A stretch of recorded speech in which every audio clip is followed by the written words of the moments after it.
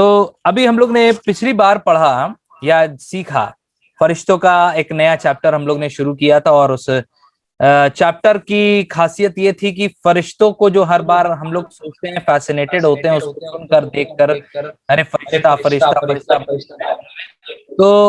तो इसलिए हमें इस चीज को और समझने की जरूरत है कि ये जो फरिश्ते हैं जो स्वर्ग में रहते हैं, इनका क्या एक्चुअली, ये स्टडी बहुत बहुत ब्रीफ है, बहुत वास्ट है, लेकिन ज्यादा आगे नहीं जाएंगे। लेकिन हाँ, ये है कि कुछ पॉइंट्स बहुत हम लोग कवर करेंगे ताकि हम लोग को समझ में आए कि एक्चुअली में फरिश्ते क्या काम करते हैं, कैसे काम करते हैं, कौन उनका करता है, कौन रचयिता है, कहाँ से आए हैं।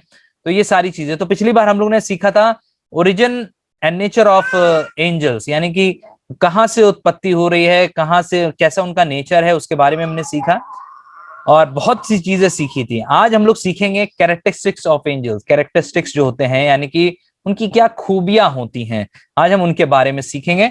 तो हम स्क्रीन शेयरिंग ऑन कर रहे हैं ताकि आप लोग को भी थोड़ा वचन पढ़ने में भी आसानी हो।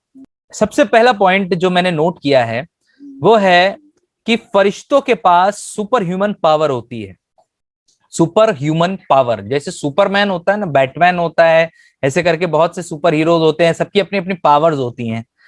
फरिश्तों के पास भी सुपर ह्यूमन पावर्स, यानी कि इंसानों से ऊपर की जो पावर होती है उसे सुपर ह्यूमन कहते हैं। यानी कि जो इंसानों के बस के बाहर है वो चीजें वो कर सकते हैं, इसलिए उन्हें सुपर ह्यूमंस कहते हैं। तो वो पावर्स उनके पास हैं और कुछ पॉइंट्स निकाल के हम उन्हें आज देखेंगे, सीखेंगे कि ये वचन कहां से प्रूव करता है इस विषय पे। पहले तो हम वाला वचन पढ़ेंगे जो हम लोगों ने ऑलरेडी पहले से पढ़ रखा है, और वो है भजन संहिता उसका 103। भजन संहिता 103 और उसका, ये हम लोग पिछले चैप्टर में पढ़ चुके हैं इसलिए मैंने उसकी स्लाइड नहीं बनाई है। पिछले चैप्टर में हमने इसे पढ़ लिया है, तो कोई एक बार फिर से पढ़ दे ताकि हम लोग उसको जरा समझ सकें। कोई भी पढ़ दे। भजन संहिता 103 उसका 20वां पद। भजन संहिता 103 उसका 20वां पद। यानी कि वो अपनी ताकत में जबरदस्त हैं, मतलब उनकी ताकत के बराबर किसी की ताकत है नहीं। तो ये वचन कोई निकाल के पढ़ दे जल्दी से। भजन संहिता 103 का 20, कोई भी पढ़ दे माइक खोल के। 103 का 20। हे यहोवा के दूतों, लिखा है यहाँ पे, हे यहोवा के दूतों, तुम जो बड़े वीर हो, तुम जो बड़े वीर हो और उसके वचन के मानने से उसको पूरा करते हो, उसके वचन को मानते हो और पूरा भी करते हो, उसको धन्य कहो। उसको धन्य कहो। तुम जो बड़े वीर हो, तुम जो बड़े वीर हो, बड़े वीर, ये शब्द यानी कि कहने का मतलब है दे एक्सेल इन स्ट्रेंथ, मतलब अपनी ताकत से बढ़कर हैं ये। दूसरा थिस्सलुनीकियों उसका पहला अध्याय उसका 7वां पद, यहाँ पे लिखा हुआ है। दूसरा थिस्सलुनीकियों पहला अध्याय और उसका 7वां पद, गजब की बात लिखी यहाँ पे। लिखा हुआ है, और तुम्हें जो क्लेश पाते हो हमारे साथ चैन दे उस समय जबकि प्रभु यीशु अपने सामर्थी दूतों के साथ धधकती हुई आग में से स्वर्ग से प्रकट होगा। सामर्थी दूतों का जिक्र है। सामर्थी मतलब बहुत ताकतवर, माइटी एंजल्स। ये इस बात को प्रूव करता है कि उनके अंदर सुपर ह्यूमन पावर्स हैं। आगे पढ़ते हैं, थोड़ा सा और समझ में आएगा कि एक दूत के अंदर कितनी ताकत होती है। दूसरा राजा उसका 19वां अध्याय उसका 35वां पद। दूसरा राजा 19वां अध्याय 35वां पद।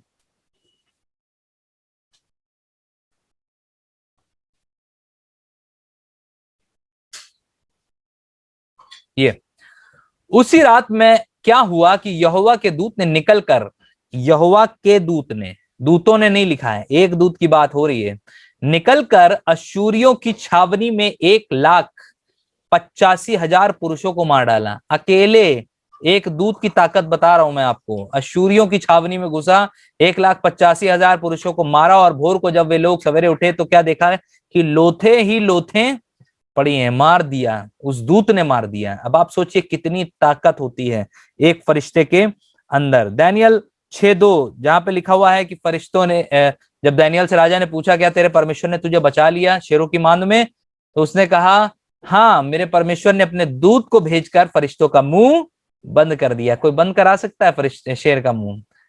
किसी ने कोशिश करी है? घर में कोई कुत्ता पला हो उसका मुंह बंद करा के दिखा दे, काट ही लेगा। तो शेर तो बहुत, वो तो बिल्ट फॉर किल है, यानी कि वो बना ही है मारने के लिए, और उसका मुंह बंद कर देना बहुत बड़ी बात होती है, उसका मुंह बंद कर देना। तो इस ताकत को कोई बीट नहीं कर सकता, कोई मैच नहीं इस ताकत का। तो फरिश्ते इसीलिए सुपर ह्यूमंस में गिने जाते हैं। उत्पत्ति 9:11, उत्पत्ति 9:11 में लिखा हुआ है, और उन्होंने क्या छोटे क्या बड़े सब पुरुषों को जो घर के द्वार पर थे अंधा कर दिया, सो वे द्वार को टटोलते थक गए। ये उस समय का जिक्र है जब लूत के परिवार को बचाने के लिए 2 दूत आते हैं, उन्हें निकालने के लिए सदोम से बाहर। तो वहां पर कुछ लोग आ जाते हैं, उनसे बदतमीजी करते हैं, तो फरिश्ते क्या करते हैं, उनको अंधा कर देते हैं। हम किसी को बोल के अंधा कर दें या अपने मन से कह दें अंधा हो जाए, हो नहीं सकता है, लेकिन उनके अंदर ये पावर होती है कि वो अंधा कर सकते हैं किसी को भी। तो ये एक प्रूफ है कि वो सुपर ह्यूमन है। मत्ती 28:2 में लिखा हुआ है, एक बड़ा पत्थर यीशु मसीह की कब्र पे रखा हुआ था। मत्ती 28।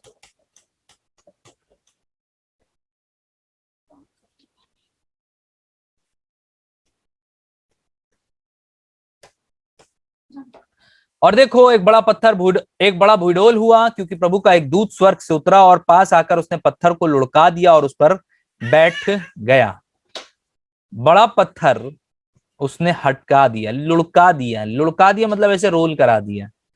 कितनी ताकत कि एक पत्थर को रोल कर सकता है वो बहुत बड़ा पत्थर था। औरतें वो क्या कह रही थी जब आई थी, कि वो ये चिंता में थी कि जब वहां पहुंचेंगे तो हमारे लिए वो पत्थर हटाएगा कौन। 3-4 औरतें गई थी और चारों में से किसी के दम नहीं था कि उस पत्थर को घिसका दें, लेकिन उस स्वर्गदूत ने आकर वो काम किया, उसने पत्थर को लुढ़का दिया और हटा दिया। तो इसीलिए एंजल्स को सुपर ह्यूमंस कहा जाता है। उनके पास असीम शक्ति होती है, असीम ताकत होती है। Angels have super human knowledge, और साथ ही साथ इंसानों से भी ताकतवर बुद्धि होती है उनके पास। बहुत बुद्धिमान होते हैं, बहुत बुद्धिमान। कैसे प्रूफ होगा? बाइबल ही सब चीजें प्रूफ कर रही है, और कुछ हम आपको अलग से प्रूफ नहीं कर रहे हैं, सिर्फ बाइबल बता रही है। मैंने सिर्फ पॉइंट्स नोट किए हैं ताकि हम आयतों को उस सेक्शन में रख सकें, ताकि आप और हम उससे सीख सकें कि फरिश्तों के अंदर क्या कैरेक्टरिस्टिक्स होते हैं या क्या खूबियां होती हैं। तो अब अगला पॉइंट जो आ रहा है वो आ रहा है उनकी बुद्धिमानी का, कि वो सुपर नॉलेजेबल होते हैं, उनको बहुत कुछ ज्ञान होता है जो शायद इंसानों को ना हो। जैसे कि दानियल 9:22 में जब फरिश्ता आता है और दानियल को उसका दर्शन सिखाता और बताता है, लिखा हुआ है यहाँ पे दानियल में, दानियल 9:22, उसने मुझसे कहा है दानियल, मैं तुझे बुद्धि और प्रवीणता देने को अभी निकल आया हूं। देता तो परमेश्वर है। ये कौन है? ये वो है जिसको हम कहते हैं स्वर्गदूत जिब्राइल। ये आया है और इसे बुद्धि और प्रवीणता देने आया है। लेकिन आप इस बात को याद रखिएगा कि जिब्राइल प्रधान स्वर्गदूत नहीं है। ये बात हमेशा याद रखिएगा। जिब्राइल परमेश्वर का एक ऐसा फरिश्ता है जो मैसेजेस को लाता है। कई जगहों मैसेजेस को लाता हुआ दिखाई दिया है, लेकिन प्रधान स्वर्गदूत नहीं है। बहुत ध्यान से समझिएगा, अभी हम लोग आगे पढ़ेंगे तो आपको इसको और क्लियर हो जाएगा कि बाइबल सिर्फ एक प्रधान स्वर्गदूत के बारे में जिक्र करती है, और वो प्रधान स्वर्गदूत आप पढ़ चुके हैं डैनियल में। कौन है?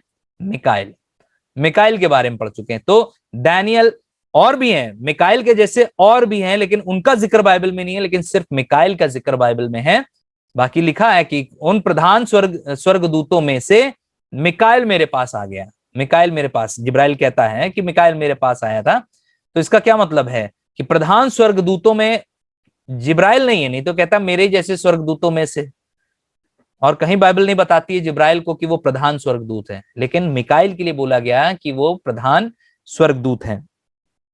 तो प्रकाशित वाक्य 1:1 में भी यूहन्ना को समझाने के लिए ये एक फरिश्ता आता है। ये नहीं आता है, एक फरिश्ता आता है और उसको पूरी चीजें एक्सप्लेन करता है, समझाता है, उसका पूरा ज्ञान देता है, जो वो दर्शन वो देख रहा होता है। क्योंकि इंसान अपनी उस बुद्धि से नहीं समझ सकता है, लेकिन जब उसे समझाया जाता है तो वो चीजें समझ जाता है। तो फरिश्तों का ये काम है। परमेश्वर, यीशु मसीह, फरिश्ते और फिर यूहन्ना, यहां तक ज्ञान पहुंच रहा है। आसमान से परमेश्वर, यीशु मसीह, फरिश्ते और फिर यूहन्ना तक। तो ये ज्ञान सिखाने का काम फरिश्ते का है जो आके सिखा रहा है। तो परमेश्वर जो है सब सर्वशक्तिमान है। पहली बात ये याद रखिएगा, परमेश्वर सर्वशक्तिमान है और सब कुछ जानता है। परमेश्वर सर्वशक्तिमान है सब कुछ जानता है। मैं 2 बार इसलिए बोल रहा हूं क्योंकि फरिश्तों के लिए मैं ये कहूंगा कि वो सब कुछ नहीं जानते हैं, वो सब कुछ नहीं जानते हैं। परमेश्वर सब कुछ जानता है, सर्वशक्तिमान है, लेकिन फरिश्ते सब कुछ नहीं जानते हैं। आयत निकालते हैं और प्रूफ करते हैं इसको। मरकुस 13:32, मरकुस 13:32 यहां पे लिखा हुआ है, उस दिन यीशु मसीह कह रहा है, लोग पूछ रहे थे ना अरे यीशु मसीह तुम्हारा आना कब होगा, दोबारा कब होगा, तो उसने कहा उस दिन या उस घड़ी के विषय में ना कोई विषय में कोई नहीं जानता, ना स्वर्ग के दूत और ना पुत्र, परंतु केवल पिता। ना तो स्वर्ग के दूत ना पुत्र परंतु केवल पिता। अब इसका क्या मतलब है? क्या यीशु मसीह को पता ही नहीं कब आना होगा? आप अपने मन में ये सवालों को डेवलप करिएगा। कभी भी एक सिरा ना पकड़िए, दूसरा भी सिरा पकड़िए। तो जब परमेश्वर का वो पुत्र है तो क्या परमेश्वर उसे नहीं बताएगा? अरे वो स्वयं परमेश्वर है, वो स्वर्ग से उतर आया मनुष्य रूप लेकर, उसे नहीं मालूम होगा। लेकिन क्या होता है कि जब लोगों को पता चल जाता ना कि इन्हें सारी स्वर्ग की बातें मालूम है, तो कई बार ऐसा होता है कि लोग पीछे पड़ जाते हैं।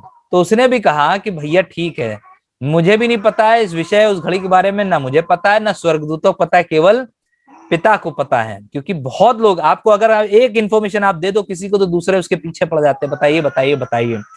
तो परमेश्वर ऐसा नहीं है कि सिर्फ पिता को ये बात पता है, यीशु मसीह को भी ये बात पता है, क्योंकि वो स्वयं परमेश्वर है। तीनों एक हैं, कोई अलग नहीं है। ना पिता एक है, ना परमेश्वर एक, पुत्र अलग है, ना पवित्र आत्मा अलग है। तीनों एक हैं और ये त्रिएक परमेश्वर हैं, ट्राइयून गॉड है ये। और इसीलिए हम ये नहीं कह सकते कि यीशु मसीह को ये बात नहीं पता है। यीशु मसीह का ही तो सारा इंतजाम किया गया है, यीशु मसीह को ही तो आना है।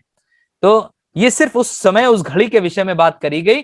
जब इन लोग ने ये बात पूछी तो यीशु मसीह ने इस तरीके से उन्हें ये चीज समझाई कि स्वर्गदूतों को भी नहीं पता है, यीशु मसीह को भी नहीं पता है, सिर्फ पिता को पता है। दूसरी बात, पहला पत्रस पहला अध्याय 12वां पद, पहला पत्रस पहला अध्याय 12वां पद, यहां पे लिखा है, उन पर यह प्रकट किया गया कि वे अपने नहीं वरन तुम्हारी सेवा के लिए ये बातें कहा करते थे, जिनका समाचार अब तुम्हें उनके द्वारा मिला, जिन्होंने पवित्र आत्मा के द्वारा जो स्वर्ग में से भेजा गया तुम्हें सुसमाचार सुनाया। और इन बातों को स्वर्गदूत भी ध्यान से देखने की लालसा रखते हैं। ये हिंदी का वर्जन थोड़ा सा डिफरेंट है। इन बातों को स्वर्गदूत भी ध्यान से देखने की लालसा रखते हैं, कहने का मतलब इंग्लिश में जो लिखा है, things which angel desire to look into, फरिश्ते भी जानना चाहते हैं इसके बारे में, लेकिन उनको नहीं बताया परमेश्वर ने।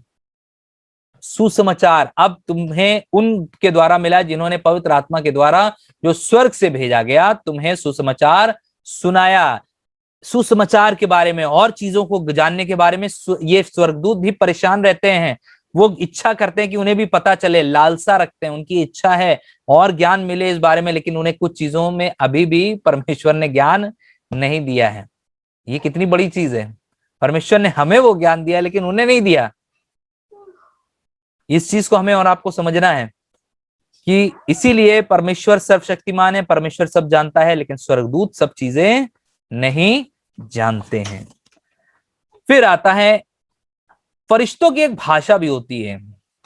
कौन बताएगा फरिश्तों की एक भाषा होती है? किसने पढ़ा है कि फरिश्तों की एक भाषा होती है? जल्दी से कोई एक जन बताएगा। किसको याद है फरिश्तों की एक भाषा? कहाँ पढ़ा आपने? ये बहुत मशहूर है वो आयत, फरिश्तों की एक भाषा।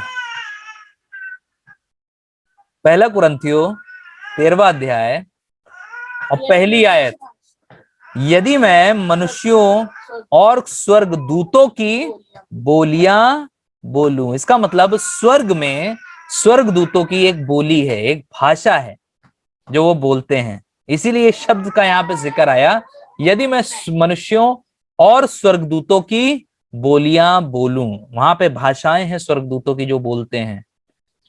इस पे कभी शायद गौर किया आपने, नहीं किया, लेकिन बड़ी इंटरेस्टिंग चीज है कि स्वर्ग में फरिश्तों की अपनी लैंग्वेज है, अपनी भाषा है जो वहां पे वो बोलते हैं। पहला कुरिन्थियों 13वां अध्याय उसका पहला पद नोट कर लीजिएगा, यदि मैं मनुष्यों और स्वर्गदूतों की बोलियां रखूं और प्रेम ना रखूं तो मैं ठनठनाता हुआ पीतल और झंझनाती हुई झांझ हूं। फिर आता है, फरिश्तों को परमेश्वर ने रोबोट्स नहीं बनाया है। परमेश्वर ने फरिश्तों को एक अपनी स्व इच्छा दी कि वो चुनाव करें कि वो परमेश्वर के साथ रहना चाहते हैं या शैतान के साथ रहना चाहते हैं। परमेश्वर ने जैसे इंसानों को स्व इच्छा दी, बिल्कुल वैसे ही परमेश्वर ने स्वर्गदूतों को भी स्व इच्छा दी है, और इसी इच्छा के तहत वो परमेश्वर का काम करते हैं, परमेश्वर की सेवा करते हैं, और नहीं करना चाहते हैं तो शैतान के साथ हो गए थे। तो वही एक तिहाई सेना नीचे फेंक दी गई जिन्होंने ये पसंद किया कि हम परमेश्वर की सेवा नहीं करेंगे, हम शैतान की सेवा करेंगे। वही दुष्ट आत्माएं बन के इस धरती पर टहल रही हैं, घूम रही हैं और परेशान कर रही हैं। तो आइए जानते हैं इनके बारे में।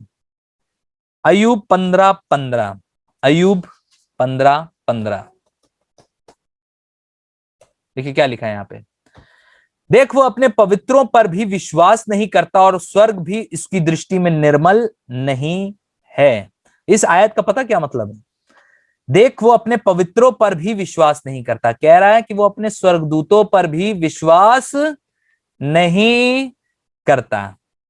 रीजन यही था कि स्वर्गदूतों ने भी विश्वासघात किया, पसंद किया शैतान के साथ रहना, और इसीलिए स्वर्ग भी गड़बड़ा गया था इस विषय पे, और स्वर्ग भी उसकी दृष्टि में निर्मल नहीं है, ठीक नहीं है स्वर्ग भी, क्योंकि वहां पर यह प्रॉब्लम खड़ी हुई। उन स्वर्गदूतों ने बलवा किया, इसीलिए वो अपने स्वर्गदूतों पर भी विश्वास नहीं करता। लेकिन उन्हें रोबोट नहीं बना के रखा है, तुम्हें मेरी सेवा करनी हो तो करो, नहीं तो नीचे चले जाओ, और भेज दिया उसने।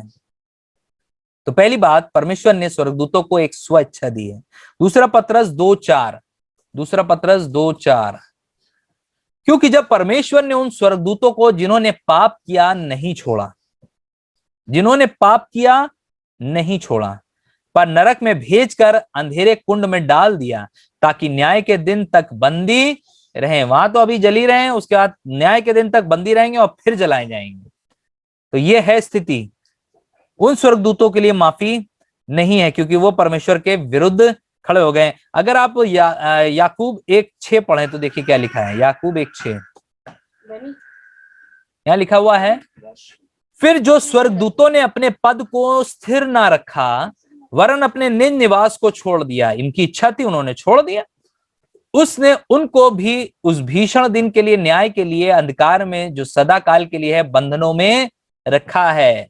कुछ को छोड़ रखा है, लेकिन कुछ ने ऐसा पाप किया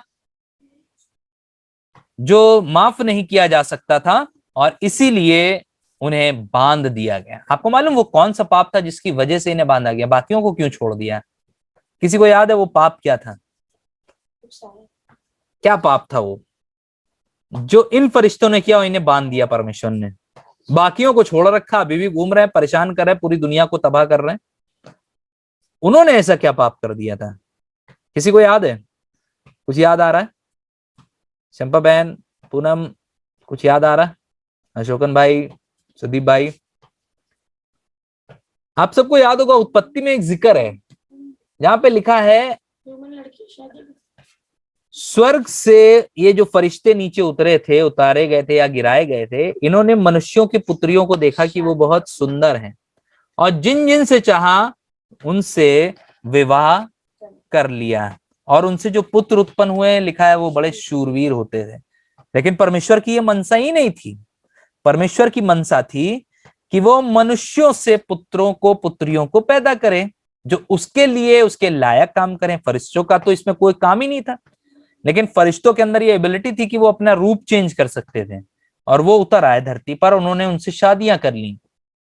आपने जो ग्रीक गॉड्स का जिक्र सुना होगा, पर्सियस, ज़्यूस, एथेंस में जो है हरक्यूलिस का नाम सुना होगा, ये सब जो लोग हुए हैं ये एक्चुअली में धरती पर हुए हैं, और इनके अंदर इमेंस ताकत थी, बहुत ताकत थी, क्योंकि ये आधे स्वर्गदूत थे और आधे इंसान थे, इसीलिए इनका इतिहास में जिक्र है।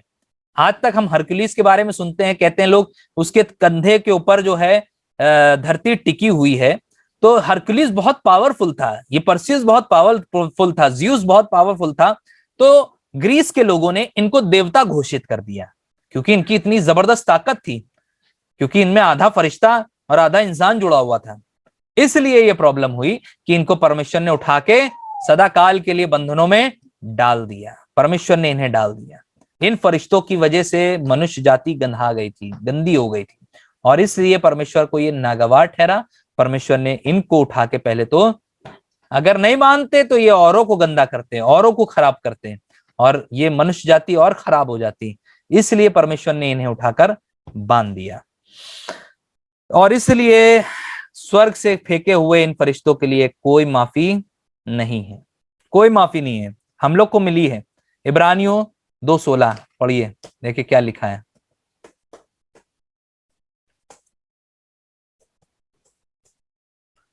क्योंकि वह तो स्वर्गदूतों को नहीं वरन इब्राहिम के वंश को संभालता है। स्वर्गदूतों को उससे कोई मतलब नहीं है। जिन्होंने पाप किया वो बांध दिए गए, फेंक दिए गए, बाकियों ने मानी बात, वो स्वर्ग में अभी भी हैं। लेकिन वो इब्राहिम के वंश को संभालता है।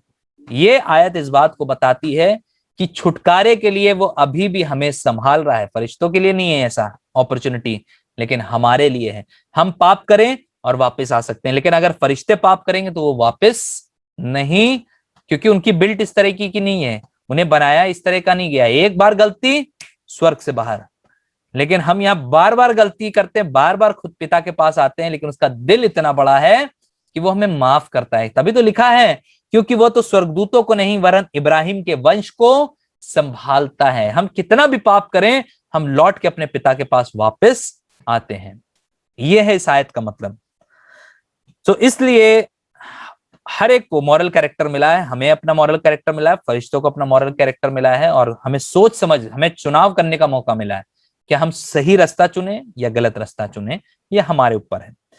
फिर फरिश्ते जो हैं वो इमोशंस भी हैं उनके पास इमोशंस क्या होते हैं?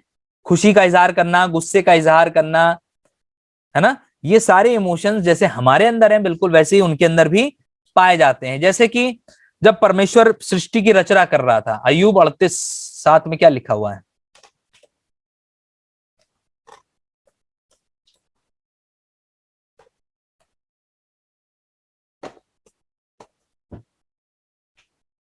अय्यूब 38:7, इसमें लिखा हुआ है, जबकि भोर के तारे एक संग आनंद से गाते थे और परमेश्वर के सब पुत्र जय जयकार करते थे, जय जयकार करते थे। और साथ में लिखा है भोर के तारे, यानी कि फरिश्ते एक संग आनंद से गाते थे, खुशी के साथ गाते थे। तो ये उनका एक फीलिंग है, एक उनका कैरेक्टर है, एक इमोशन है कि वो आनंद करते हैं। साथ ही साथ लूका 15:10 अगर पढ़े हैं तो वहां पे लिखा हुआ है, लूका 15:10, मैं तुमसे कहता हूं कि इस रीति से एक मन फिराने वाले पापी के विषय में परमेश्वर के स्वर्गदूत के सामने आनंद होता है। फरिश्ते आनंद करते हैं, खुशी मनाते हैं जब एक पापी फिर कर परमेश्वर के पास आ जाता है। तो ये कितनी खुशी का सबब है कि परमेश्वर के फरिश्ते हमारे बिहाफ पर आनंद कर रहे हैं। वहां पे हम लोग को देखकर आनंदित होते हैं जब हम यहाँ पे कोई अच्छा काम करते हैं। साथ ही साथ वो गुस्सा भी होते हैं। आनंद अपनी जगह है, गुस्सा भी हो जाते हैं। सुनिएगा कैसे, लुका 1:19-20, लुका 1:19-20, आपको ये जिक्र याद होगा। स्वर्गदूत ने उसको उत्तर दिया, ये आया है उसके पास, जकरिया के पास, जो यूहन्ना का पापा है। यूहन्ना यीशु मसीह के कजन थे, यूहन्ना बपतिस्मा देने वाले की बात कर रहा हूं। तो ये उसी का पापा है। इसकी खबर लेके आता है फरिश्ता कि तुम्हारे घर में यूहन्ना पैदा होने वाला है, बुढ़ापे में होने जा रहा है। तो स्वर्गदूत ने उसको उत्तर दिया कि मैं जिब्राइल हूं, जो परमेश्वर के सामने खड़ा रहता हूं, और मैं तुझसे बातें करने और तुझे सुसमाचार सुनाने को भेजा गया हूं। और देख, जिस दिन तक ये बातें पूरी ना हो लें, भाई वो कहने लगा मैं तो बूढ़ा हो चुका हूं, ऐसा कैसे, क्या है ना। तो कहने लगा उस दिन तक, जब तक ये बातें पूरी ना हो ले, तू मौन रहेगा, तू गूंगा। यहाँ पे आया, कह रहा मैं जिब्राइल हूं, मैं परमेश्वर के सामने खड़ा रहता हूं, और ये बातें मैं तुझे सुसमाचार सुनाने आया हूं, और तुझे यकीन नहीं हो रहा ये बात पे। तो अब जिस दिन तक ये बातें पूरी ना हो जाएंगी, उस दिन तक तू मौन रहेगा, यानी कि तू गूंगा रहेगा, बोल नहीं पाएगा, इसलिए कि तूने मेरी बातों को जो अपने समय पर पूरी होंगी प्रतीति ना की, प्रतीति ना करी तूने, इसलिए अब ऐसा होगा तेरे साथ, गूंगा रहेगा तू। अच्छा हुआ इसे गूंगा कर दिया। क्योंकि ये घर जाता तो अपनी बीवी का मन कच्चा करता है। कहता है ये कि एक फरिश्ता घूम रहा है, वो ये उल्टी सीधी बात कर रहा है कि हम लोग को बुढ़ापे में बच्चा होगा। भैया ये सब बातें ना मानना, ये सब ठीक नहीं है। ये सब आज के समय में थोड़े ना, जवानी वानी में ठीक लगता है, ये बुढ़ापे में बच्चा पैदा करना, लोग क्या कहेंगे। खुद का भी मन कच्चा कर रहा है, दूसरे का भी मन कच्चा करेगा, इसलिए इसको चुप ही करा दिया। तो यहाँ पे गुस्सा फरिश्ते का दिखाई दिया। साथ ही साथ वो दया भी दिखाते हैं, फरिश्ते दया भी दिखाते हैं। लूका 2:10 में लिखा हुआ है, तब स्वर्गदूत ने उनसे कहा, मत डरो। ये गरड़िए बैठे हुए डर गए जब फरिश्तों को देखा इन्होंने, क्योंकि देखो मैं तुम्हें बड़े आनंद का सुसमाचार सुनाता हूं जो सब लोगों के लिए होगा। उन्हें सांत्वना देता है, आनंद का सुसमाचार सुना रहा है, तो कह रहा मत डरो। एक और आयत लूका 22:43, देखिए क्या लिखा है, तब स्वर्ग से एक दूत उसको दिखाई दिया जो उसे सामर्थ्य देता था। ये उस समय का जिक्र है जब यीशु मसीह गतसमनी बाग में है और उसका पसीना लहू बन के बह रहा है, बहुत तकलीफ में है, बहुत मेंटल प्रेशर है उसके ऊपर, उसे मालूम है कल उसके साथ क्या होने वाला है। उन परिस्थितियों में एक स्वर्गदूत आता है और उसे बल देता है, उसे सामर्थ्य देता है। तो ये है स्वर्गदूत का काम। प्रेरितों काम 27 और उसका 23 से 24 पद। यहां पर जैसे यीशु मसीह के पास स्वर्गदूत आया है, अब एक फरिश्ता किसके पास आता है? पौलुस के पास। देखिए क्या कह रहा है, क्योंकि परमेश्वर जिसका मैं हूं और जिसकी सेवा करता हूं उसके स्वर्गदूत ने आज रात मेरे पास आकर कहा। ये पौलुस कह रहा है जिसका मैं हूं, यानी कि उसे मालूम है, गारंटी है उसकी, मैं अपने परमेश्वर का हूं, और जिसकी मैं सेवा करता हूं। पता नहीं हम दुनिया में किसकी सेवा कर रहे हैं, आई डोंट नो, लेकिन खुदा की सेवा सबसे ऊपर है। और कह रहा है जिसकी सेवा मैं करता हूं उसके स्वर्गदूत ने आकर रात को मेरे पास कहा, हे पौलुस मत डर। हिम्मत बंधाई उसको, तुझे कैसर के सामने खड़े होना है, अवश्य होगा। और देख परमेश्वर ने सब कुछ जो तेरे साथ यात्रा करते हैं तुझे दे दिया है। जो तेरे साथ यात्रा कर रहे हैं उन्हें तुझे दे दिया है, यानी कि तेरे जानो माल की रक्षा, साथ ही साथ जो तेरे साथ हैं उनके जानो माल की रक्षा। इसलिए तुम्हें अब डरने की जरूरत नहीं, मैं आके तुम्हें ये बात बता रहा हूं, परमेश्वर तुम्हें कैसर के सामने खड़ा करेगा ताकि तुम उससे बातचीत कर सको। यहाँ पे भी उसे हिम्मत देता है, बल देता है, इतना कॉन्फिडेंस आ जाए। आप सोचिए नाव टूट रही है, तबाह हो रही है, बर्बाद हो रही है, और उसमें मौत दिखाई दे रही है, उसके बीच में फरिश्ता आता है और कहता है तुम में से एक भी नहीं मरने वाला, चिंता ना करो, एक भी नहीं मरेगा। स्वर्गदूत आया था और रात में उसने मुझसे आकर ये बात कही, मैं जाऊंगा परमेश्वर के लिए, कैसर के सामने खड़ा होऊंगा। साथ ही साथ इस बात को मैं आपको बताना चाहता हूं कि ये वाला हिस्सा यहाँ पे खत्म हो रहा है, लेकिन इसको हम मीटिंग को यहाँ पे एंड कर लेते हैं ताकि हम कंटिन्यू कर सकें। ये वाला हिस्से को एंड कर रहा हूं मैं, आप मीटिंग को फिर से ज्वाइन कर लीजिए।